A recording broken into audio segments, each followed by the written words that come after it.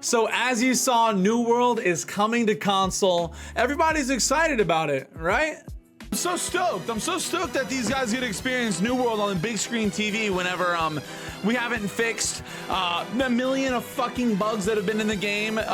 There's literally almost no in-game content. Yeah, dude, it's gonna look great on the screen though. It's all of us as a community, not the fucking console players, have gathered here today to hear this big announcement. Maybe they're gonna come back. Maybe they're gonna have a resurgence. Maybe they're gonna pop off. And every time we're fucking disappointed. Now, as you can see, not even Willy was excited about the news on initial impact. And I could blame the beers about sounding like your drunk uncle ranting at the cookout. But in my opinion, it was really about the delivery, lack of information, and the wait for content that left a bad taste in everyone's mouth. But with all of that being said, is the actual content that is coming to New World still worth coming back to? Today, we are here to decide, am I coping or not? Now, first, let's get into the big June announcement. The whole community was essentially told that no new content was coming to the game and to wait till June to see this huge announcement on what is actually going to be coming soon. So unsurprisingly, when we get to June and see the announcement, people were left very confused. Now, this is before the dev video and before the dev Q&A video. We all waited just to be told it was coming to console. Let's not forget, this was already data mined in advance, so a lot of the community already knew this was happening. So after this very brief announcement, the community was left tilted as hell. Confusion set in, and so did the questions. So what's this mean for the upcoming season? Is there gonna be any content coming with the console release? Are we finally gonna be able to swim? So right after this announcement, they ended up releasing a New World Eternum dev update announcement to go over everything that's coming in October. And well, let's just say it was a bit of a dumpster fire to the community. From talking about enemy types like Lost and Angry Earth and going over the lore of New World, it felt completely doomed. But was that really all the video was about? No, it really wasn't. There was actually things hit on in the video that they casually brush over without barely any mention, while highlighting stuff that anyone who's played New World before already knew. Lost, Angry Earth, for example. It was very clear that they were catering to the new console players, but is that really a bad thing at this point?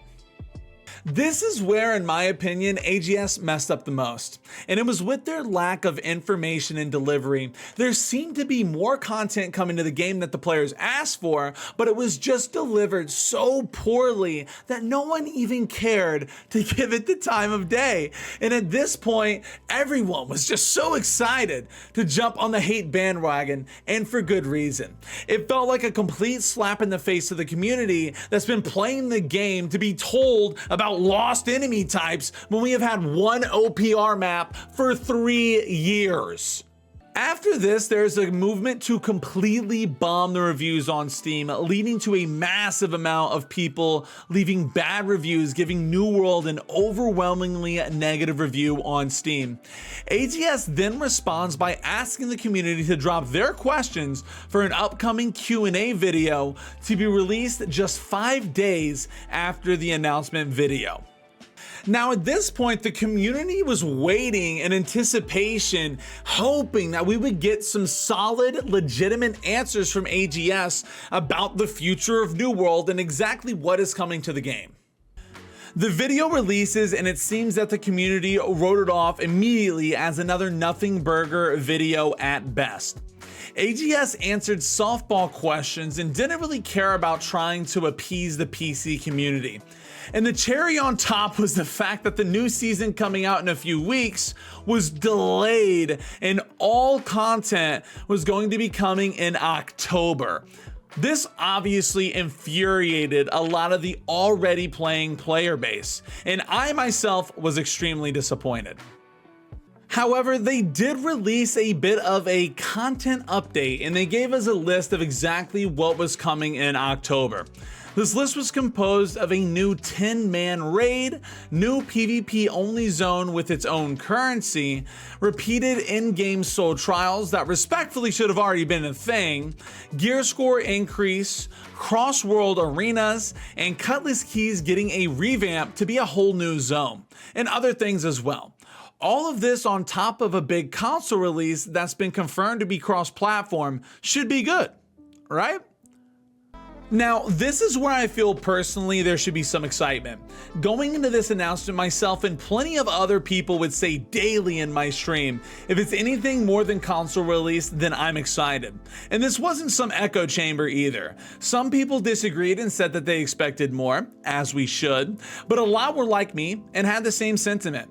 So when we finally learn that we are getting all of these things, why exactly does there seem to be little to no excitement about it, and it's trendy to actually dump on the game? It all comes back to what I said in the beginning: delivery, lack of information, and wait for new content. The PR team for AGS needs to be completely reevaluated, in my opinion. I think this was more of a marketing disaster more than anything. I agree that the wait for more content in October is a huge bummer for people playing the game, and even I, as a content creator, Twitch link in the description, have plenty more reason to be angry about the wait. But with that being said, I do think that when October does eventually come around, as long as New World isn't a buggy nightmare that has the potential of blowing up your console, this could be a full-blown rebirth for the game, bringing in a completely new player base who get to explore the game and experience the tournament for the first time, while old players get a chance to play with their friends, kids, and co-workers who may have never been able to play the game in the first place. You can love or you can hate New World. Either way, at the end of the day, you have to admit that New World is a beautiful game with amazing graphics, amazing sound design, and a killer action combat system that keeps absolutely brain-rotted degens like me addicted to the game.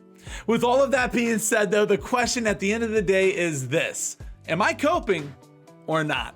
Thank you all for watching. Make sure to hit that like and sub at the bottom and support ya boy. Peace and later.